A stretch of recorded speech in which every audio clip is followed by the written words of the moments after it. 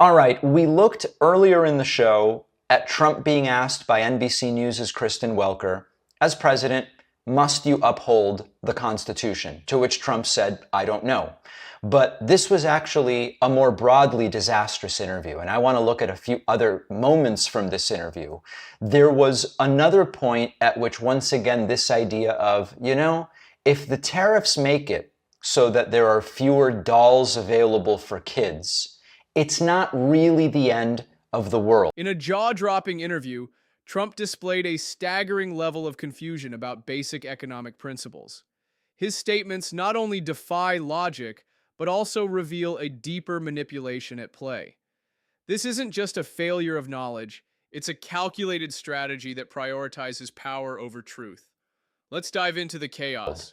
And what is unbelievable about this declaration from Trump is that once again, it's a complete full frontal abandonment of one of the main principles that the Republican Party and the right wing have advocated for and said they believe in for the last 30, 40, 50 years. Small government, right? Except the president now dictates policy based on his opinion as to how many toys parents should buy their kids. Take a look at this. Said this week, got a lot of attention. You were at your cabinet meeting. You said, quote, I'm going to quote what you said, maybe the children will have $2 instead of $30. Yeah. And maybe the $2 will cost a couple of bucks more than they would normally. Are you saying that your tariffs will cause some prices to go up? No, I think the tariffs are going to be great for us because it's going to make us rich. But you said some dolls are going to cost more. Isn't that an acknowledgement that some prices will go up? I don't think a beautiful baby girl that's 11 years old needs to have 30 dolls. I think they can have 3 dolls or 4 dolls. This is a direct attack on parental autonomy. By dictating how many toys children should have, Trump embodies a troubling authoritarian mindset. This reflects a larger elite manipulation where the government dictates personal choices, undermining family values and freedoms. Because what we were doing with China was just unbelievable. We had a trade deficit of hundreds of billions of dollars with China. When you say they could have $3 instead of $30, are you saying Americans could see empty store shelves? No, I'm not saying that. I'm just saying they don't need to have $30. They can have 3. They don't need to have 250 pencils. They can have 5. So think of it. The sort of Department of Central Planning and Child Rearing of the Trump administration has determined they know, not the parents, they know what is the right number of dolls and pencils and pens that each child should have to make it a beautiful country. It is reminiscent of authoritarian dictators. It's reminiscent of Kim Jong-un saying, here are the 5 haircuts you're allowed to choose from, and here are the 6 books you're allowed to read your kids. It's not that, but it is much closer to that than the total free market, parents know best, let them figure things out. I'll make everything available through the market and let the parents decide. Another departure from a principle that they claim to hold dear and all of a sudden doesn't matter. Trump really giving up the game. Now, here's another incredible moment. We've understood casually that Trump wants credit for anything good that happens in his economy while he is president, and he wants to blame Biden, or maybe even Obama, for anything bad that happens economically while he is president. Kristen Welker asked him an astute question, a reasonable question. When does it become the Trump economy? And Trump really gives it up by saying, well, the good things are because of me, but the bad things are because of Biden. This is pure gaslighting. Trump wants to take credit for any economic upturn while shifting blame onto his opponents. This narrative serves to manipulate public perception, creating a false dichotomy that distracts from the real issues facing everyday Americans. Take a look at this. A deal very badly. We'll see how that all turns out, but it's got to be a fair deal. When does it become the Trump economy? It partially is right now. And I really mean this. I think the good parts are the Trump economy and the bad parts are the Biden economy because he's done a terrible job. He did a terrible job on everything. from his auto pen, which I'm sure he knew nothing about some of the things he was supposedly signing.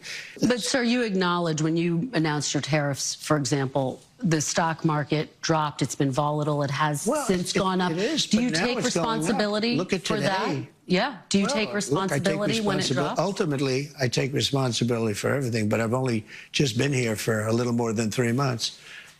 So listen, at least he's being honest, right? And it's up to the American people to decide, is that a valid way to analyze the economy? A priori, anything good that happens is thanks to Trump, and anything bad that happens is because of the vestiges of the Joe Biden administration? Do I believe that as an American who can think for myself? I don't believe it, but apparently there are some people that follow this guy who do believe it. Another sort of like funny but also terrifying moment, Welker mentions some items have gotten more expensive. Strollers, tires. I have friends who have particular stroller brands that they like, and now they need another piece for it or a new one or whatever. They're saying the price is crazy compared to what it was when I had my last kid. And Trump goes, this is a dishonest interview because you're bringing that up. Always his instinct, attack the interviewer. Prices are already going up on some popular items. Tires, strollers. This is such a dishonest interview already. Yeah, so zero accountability, continued gaslighting. Not really a surprise. We then get to the very important topic of tariffs. How is they work? Trump still doesn't understand how they work. Take a look at this. I guess you're talking about this transition cost. How long should people expect that transition to last, Mr. President? I can't tell you that. I can tell you that we're making a lot of money. We're doing great. Again, we're losing more than $5 billion a day. $5 billion a day. You don't talk about that. And right now, we're going to be at a point very soon where we're making money every day. Look. How soon? We were losing hundreds of billions of dollars with China. Now we're essentially not doing business with China. Therefore, we're saving hundreds of billions of dollars. Very simple. You take me to my next question, which is... So I know my audience knows by now, this is not how tariffs work. Trump lacks a firm grasp of the one issue that he built his campaign around. Who pays the tariffs? How do they work? And of course, we have an economy based around buying stuff more cheaply from other countries than we could make it here. You can say you don't like it. You can say you want to change it. But to say that it's China ripping us off or that we are losing money, you know, Trump the other day said, we've sent $1.1 trillion to China. This is a distortion of reality. Trump's misunderstanding of tariffs and trade dynamics reveals a systemic ignorance that is weaponized by elites to mislead the public. This confusion fosters a culture of dependency on flawed leadership, ultimately benefiting those in power while leaving citizens in the dark. Right. But they've sent us $1.1 trillion worth of stuff. It's called trade. And so this was supposed to be the issue he really understood. He has no grasp of it whatsoever. Then the question comes up of military action. Remember, we've been told the real anti-war president is Donald Trump. What does Trump say when asked, would you be willing to send American troops to claim foreign territory? Trump says it could happen with respect to Greenland. But we need that for international security. Do you know, we have Russian boats and we have Chinese boats, gunships all over the place, aircraft carriers, gunships, going up and down the coast of Greenland. We need that to be protected. Internationally, we need it. So you are willing to send U.S. troops to claim a sovereign territory? I didn't say that. You asked me a question. Would you? Is there a circumstance? It could happen. I doubt it will, but it certainly could happen with respect to Greenland. Okay, let me... Can you imagine, folks? This is a level of belligerence, bloodthirsty belligerence. And yet, Tulsi told us this is the anti-war guy. Trump said he's the anti-war guy. Funny moment. The topic of Congresswoman Jasmine Crockett comes up. Trump says she's low IQ. This is a common thing that Trump says, I believe, disproportionately about black people. Check the facts on it. Here's what he had to say. I look at the Democrats, they're in total disarray. They have a new person named Crockett. I watched her speak the other day. She's definitely a low IQ person. And they said, she's the future of the party. I said, you have to be kidding. And then finally, the topic of cryptocurrency comes up. Trump is asked, are you profiting off of cryptocurrency? Trump goes, oh, I have no idea. I haven't even looked. You're not profiting off of the cryptocurrency business I haven't at even all? looked. Has your family? I'll tell you what, look, if I own stock in something and I do a good job and the stock market goes up, I guess I'm profiting. But who really profits is somebody like Nancy Pelosi, who uses inside information. She worked for $175,000 a year, and that's at the high end, and she's worth $150, $200 million. Okay? You ought to look at Nancy Pelosi, and you ought to look at some of these politicians that are stone cold crooks. I was very wealthy when I came in. Being president, I probably cost me money if you really look. Trump is hosting a dinner for the top holders of his meme coin and is very obviously profiting.